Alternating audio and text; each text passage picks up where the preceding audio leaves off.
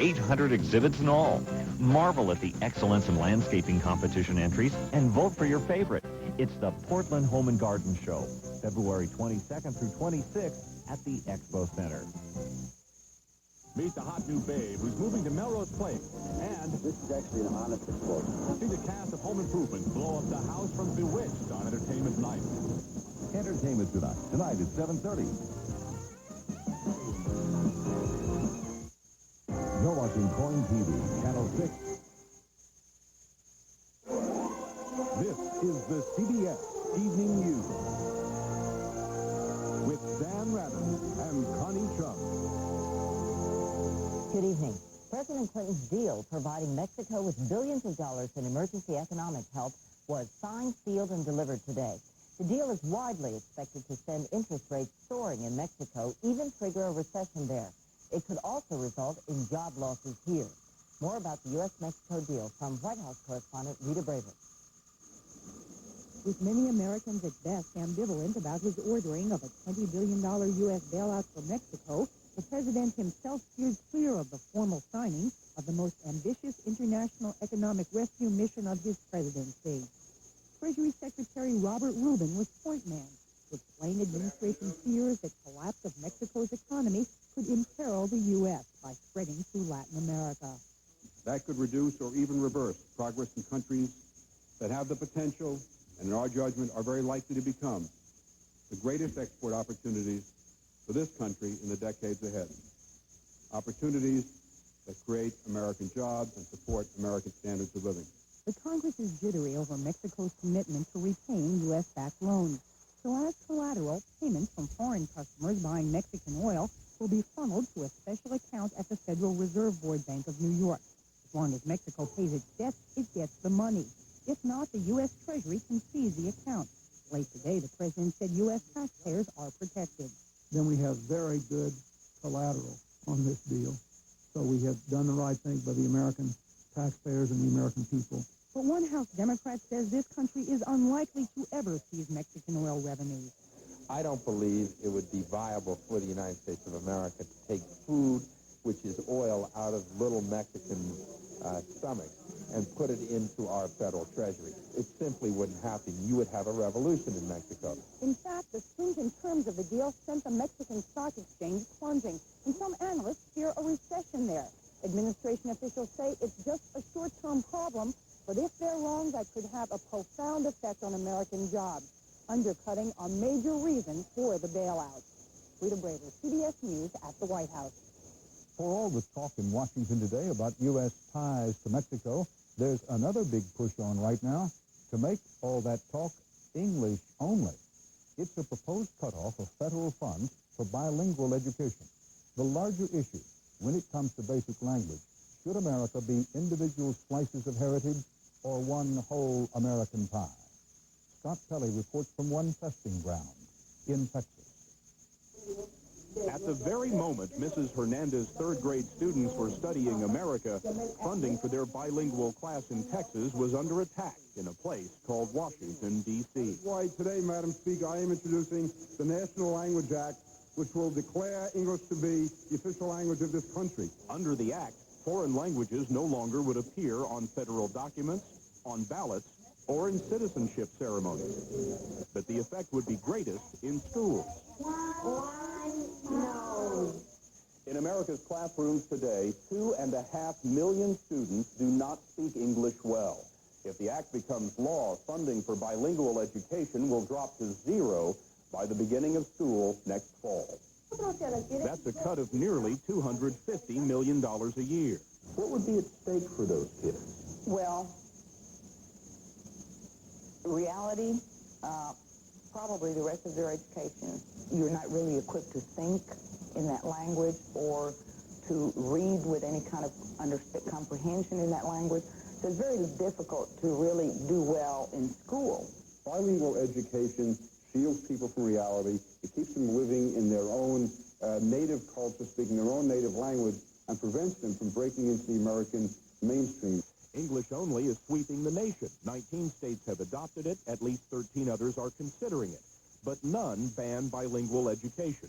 This type of an effort would add to the division in America, and it seems like a contract on the immigrants as opposed to trying to bring us all together into common ground. Congress has failed to pass English-only bills 8 times before. The chances may be much better now with the new Congress. If the bill succeeds, Mrs. Hernandez's class and many others will have to catch up fast to the new lesson in civics. Scott Pelley, CBS News, Irving, Texas. Another ingredient in the multicultural melting pot is on the front burner at the U.S. Supreme Court. It's a case that could have a national impact on gay rights. The High Court today agreed to decide whether Colorado and other states may ban laws protecting homosexuals from discrimination. Another attempt to get cigarette makers to cough up the cost of smoking-related diseases. That story is next. Also tonight, a custody battle over twins and a Solomon-like decision. But how wise is it? And Eye on America. They're in the Army now. Women getting down to basics.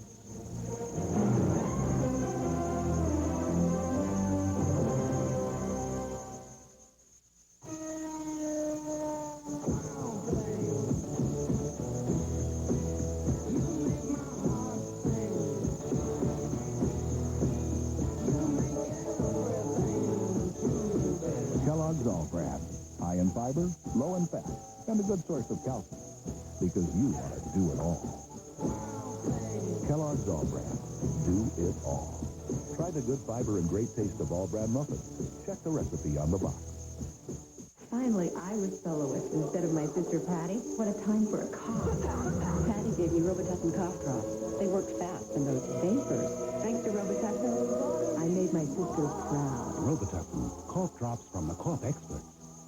So people with severe dry skin really suffer. That's why Vaseline developed Dermasil, which adds lipids. You see, lipids help dry skin heal itself. Dermasil from Vaseline Pharmaceutical Research. Dermasil lotion sounds like medicine. It is medicine. At the O.J. Simpson double murder trial today, Detective Tom Lang testified that Nicole Brown Simpson probably was killed first. Lang said there was no blood on her feet, meaning to him that she went down before a bloody fight between Ron Goldman and his killer.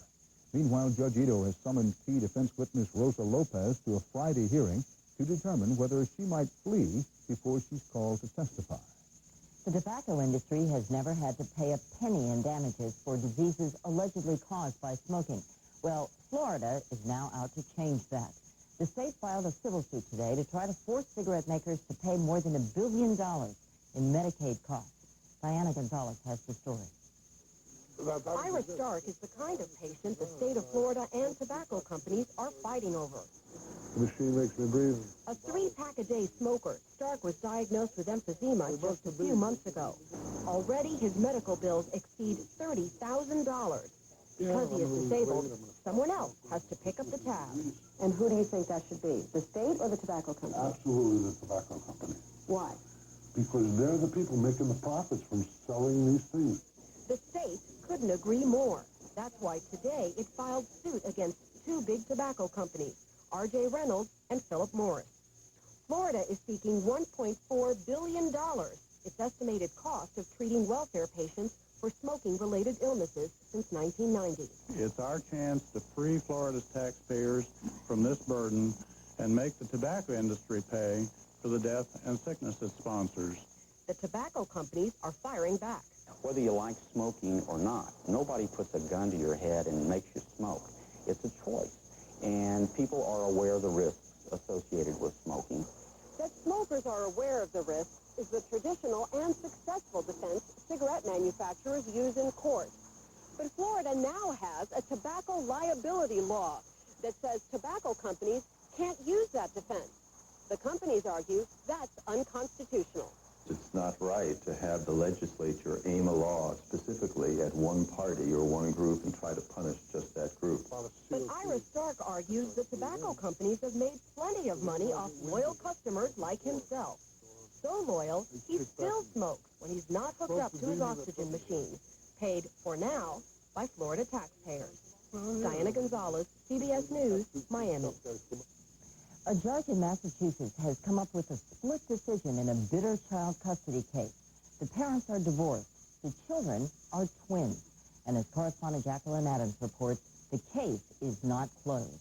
Bye. For 10 years, identical twins Sheena and Tara Raymond have lived together, played together, grown up together. Now, however, a judge has decided to split them up, and the girls are devastated. I tell you what, it really stinks. Each of their divorced parents wanted custody of the twins, so the judge asked the girls what they wanted. Sheena said she'd be willing to live with her mother. Tara said she wanted to stay with her father. The girls never expected that Judge James Lawton would act on what they told him and separate them, except for school and weekends. You can't stand it. I can't stand being away from Sheena. And the judge shouldn't have done that. In many ways, the parents' reaction to the ruling mirrored their bitter custody battles. The mother downplayed any damage to the children and, in a written statement, objected to the publicity. The father, however, was so outraged he called in the media to try to get the decision reversed. The twins have a special bond. It's a bond that you and I will never understand if we don't have it. They feel each other's pain. Indeed, experts say losing a twin can be devastating emotionally. I think it will have a profound negative effect on these children unless this judge's ruling is reversed, and I hope to God it is. If judges make mistakes, child psychologist Francis Stott said, it's because they have no clear rules to follow. The judge is treating these two 10-year-old girls as if they're property, and as if they don't have best interests apart from their parents. Children often become the pawns in bitter, messy divorces, and too frequently common sense flies out the window. The judge will have a chance to change his decision at a hearing in June. Jacqueline Adams, CBS News, New York.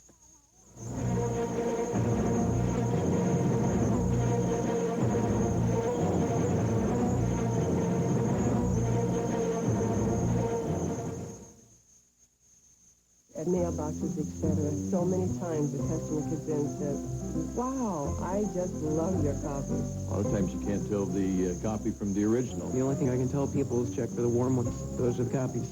We have quality copiers so they can get crisp, clear copies. Mailboxes, etc. are the pros, and I enjoy the service. That's why we're here, to help make your life a little easier so you can go play golf.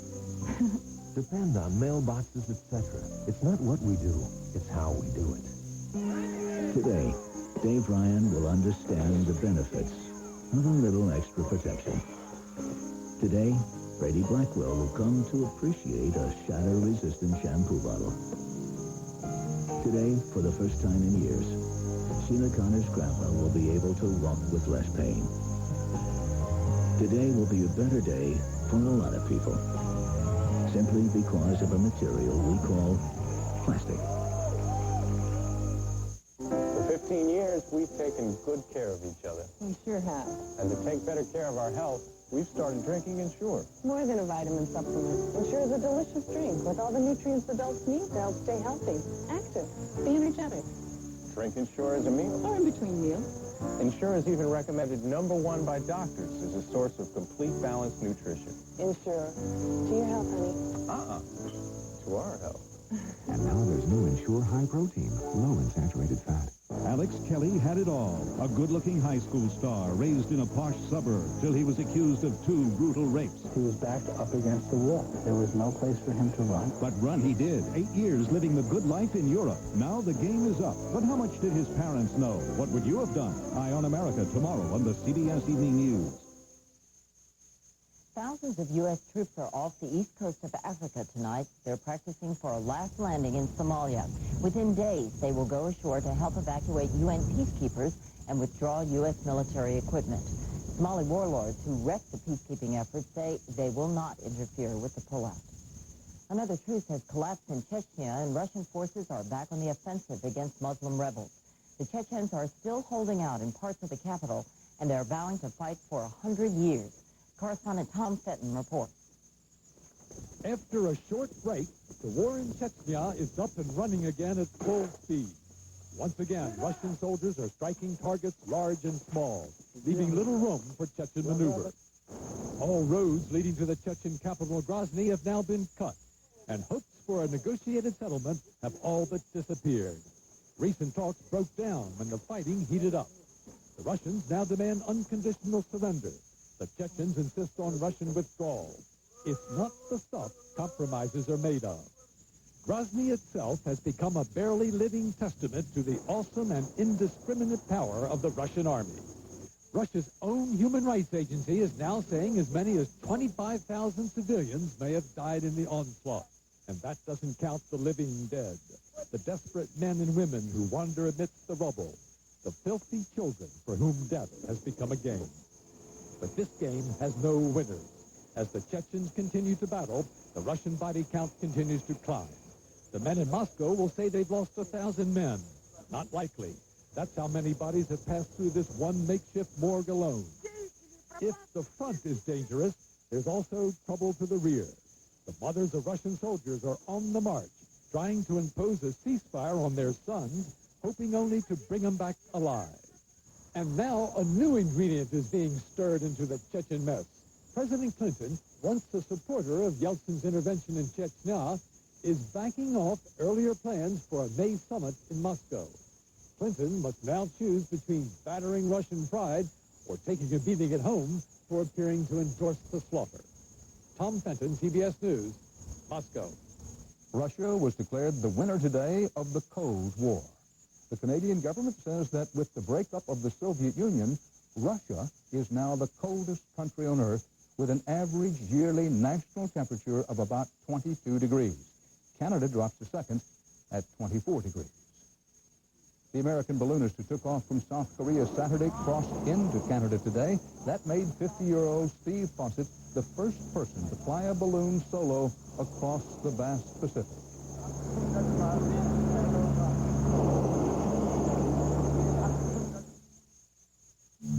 We built this jump and flooded it to introduce Goodyear's all-new Wrangler AquaTread for light trucks and sport utilities.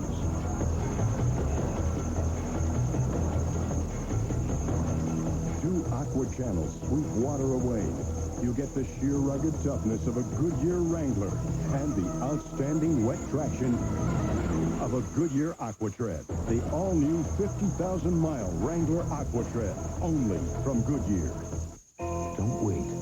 Reducing cholesterol by just 10% before age 40 could cut your risk of heart disease by 50%. The Johnson & Johnson Advanced Care Cholesterol Test gives you your number accurately at home. So what are you waiting for? Hyperkeratosis? Symptom: persistent, itchy, flaky scalp. Solution: Neutrogena T-Gel. It works. Neutrogena T-Gel Shampoo. Take a good look through New Transitions Comfort Lenses. The new lightweight plastic prescription lenses with a special tint that lightens and darkens as the light changes. The only lightweight plastic lenses that darken and lighten just like that. It's comfort you can see, day or night, inside or outside. Ask for New Transitions Comfort Lenses and see for yourself. They're right in any light. My new denture adhesive is polygrip free. It is free of artificial flavors and it's free of artificial color. Polygrip free holds my dentures tight. I can enjoy more of my favorite foods. New polygrip free. I don't need some fancy cologne to tell me I'm a man. I use Skin Bracer. It smells great, but it also cools and tones my skin. Confidence is very sexy. Don't you think? Original and cooling blue. By men. Her son was left with her ex-husband's girlfriend. She never saw him alive again. Who killed Evan? Find out on 48 Hours Thursday.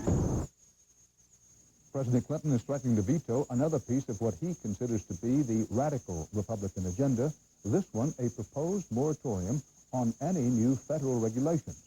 President Clinton and Vice President Gore told an audience of federal regulators today the government should not be a national nanny, but they charge the Republican plan is, quote, extremist and could harm public safety and health. Listening to the debate in Washington is enough to make many Americans frustrated or puzzled about what the government is doing. So you can imagine what other countries must think. Actually, you don't have to imagine. Millions of your tax dollars are paying to tell them about the U.S. political system, and in places you'd never imagine. Correspondent Eric Engberg has tonight's CBS Evening News reality check. Welcome to Mongolia, where your tax dollars are hard at work, teaching politics American style to legislators under a program run by an offshoot of our very own Republican Party. Time out. Mongolia? The Republican Party? Tax dollars? What's the deal? Good morning, National Endowment for Democracy. Through the National Endowment for Democracy and the Foreign Aid Program, the government last year pumped $50 million into groups sponsored by the Republican Party, the Democratic Party, the AFL-CIO, and the U.S. Chamber of Commerce. Purpose, to encourage democracy abroad. To critics, it was just bipartisan pork. I think it's one colossal outrage, and it's happening because all sides get the money. Critics, like Congressman Chris Shays, see a grave constitutional problem in giving Beltway interest groups U.S. funds to dabble in other countries' sensitive internal politics. I can't understand for the life of me how we can justify the Republican Party or the Democratic Party, the AFL-CIO, or the U.S. Chamber of Commerce being the ones who control the funds. It's simply wrong. But defenders say the expertise of such groups is a valuable export that should be used. This is something which has a proven track record, which is cost-effective, which gets small amounts of money in a targeted way to people in 92 different countries around the world. Some activities, like monitoring elections in Russia and South Africa, get rave reviews. But others draw ridicule. The Chamber of Commerce unit ran courses to train business reporters from communist Vietnam on how to read financial statements. AFL-CIO training teams are at work preparing Bulgarian unions to deal with privatization. The Democrats work with election monitors in exotic Nepal. And the Republicans have spent more than $300,000 taxpayer dollars in Kuwait, assuring that one of the world's richest emirates has well-trained campaign managers and parliamentary staffers. Utter waste. An utter waste. You're not going to establish democracy in Kuwait or Saudi Arabia. Senator Dale Bumpers, who's tried and failed to kill the program, says it amounts to a useless federal handout so Washington insiders can see the world. And the reason we continue to fund it is because those four groups have more influence with the United States Congress than the rest of the country combined. The only question here is, should we provide modest assistance to people who are, in many cases, heroically fighting for the values that we believe in and stand for as a country? All told, the U.S. spends almost $1 billion a year promoting democracy abroad. Why, then, many in Congress ask, should the political parties and other interest groups have their own separate slice of the action? Eric Engberg, CBS News, Washington. Starting tonight, Reality Check is going high-tech for your suggestions. We're logged onto the Internet to receive your ideas about stories and situations that deserve a careful look. Our computer email address is realitycheck@cbsnews.com. Next up on next up on the CBS Evening News, equal opportunity in Army boot camp. Pick it up! You better pick it up, Private. You don't pick it up right now! Can't do it! Here's why the Starches are another Tylenol extended relief family. I feel I'm too young to have this arthritis in my hand. What bothered me most was that I couldn't pick Michael up. With extended relief, now I can, even after a whole day of play. The relief really lasts. Now, Deborah uses Tylenol extended relief with this unique bi-layer caplet. One layer of strong relief to attack the pain quickly, and one layer to make sure that strong relief lasts. Now he doesn't have to hear, Mommy can't hold you. Tylenol extended relief. Strong relief right away. Strong relief the whole day. It is said he is to computer software what Thomas Edison is to the light bulb. The software Bill Gates developed runs 2/3 of the computers in the world. And on the day he turned 36, his company, Microsoft, was bigger than Xerox, Kodak, and McDonald's. Where in today's world do you find companies capable of such astonishing growth? Actually, there's a list of them printed every day. NASDAQ, the stock market for the next 100 years. Please press 1 for California Family Fun Trip.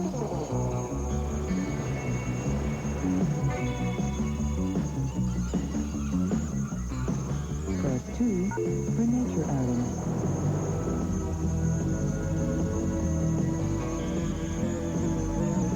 Whatever vacation you're pushing for, call 1-800-GO-CALIP and we'll fax or mail you free vacation tips today.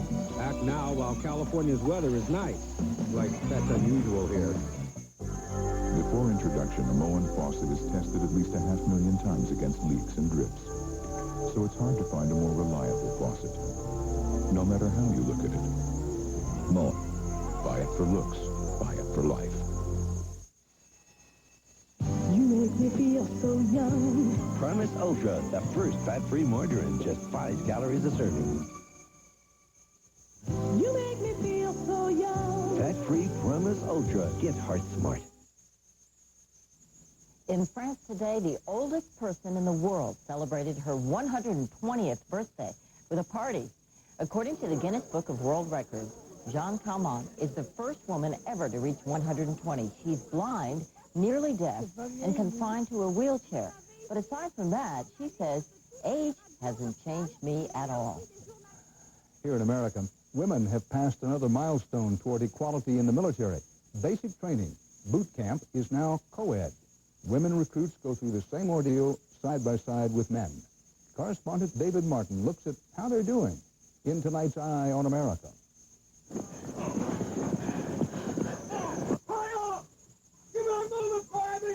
Pick your bags up and move, Private! Yes, Sergeant! The start of Army boot camp at Fort Leonard Wood, Missouri. Camille Rose is having the worst day of her life.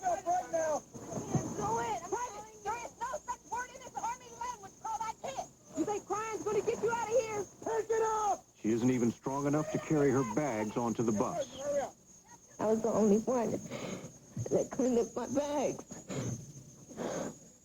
The Army calls this a shakedown, but for the new recruits, especially the women, it's more like a breakdown. Females, they want to get emotional. They want to start crying. It's a reaction that they can't help. How do you handle that? You eat them up, sir. You eat them up. To let them know that those tears aren't going to stop anybody from trying to train them. Take your protective mask off. Since last year, women joining the Army have been suffering through basic training right along with men, sometimes at the hands of a female drill sergeant like Mary Usholt. The Army is starting to realize that females can do anything. But that doesn't mean it's easy. Weapons are not a part of a female's environment. So when you get them someplace like this, they're more afraid of the weapon than the males are. Nine! Most women can't do as many push-ups as men, and they're more likely to end up on crutches from all the running and marching. Initially, they don't do real well in the tough department. But by the time they go on, they develop the toughness in their brains and in their heart. Go! Watch Sherry Arnold do battle with the obstacle course.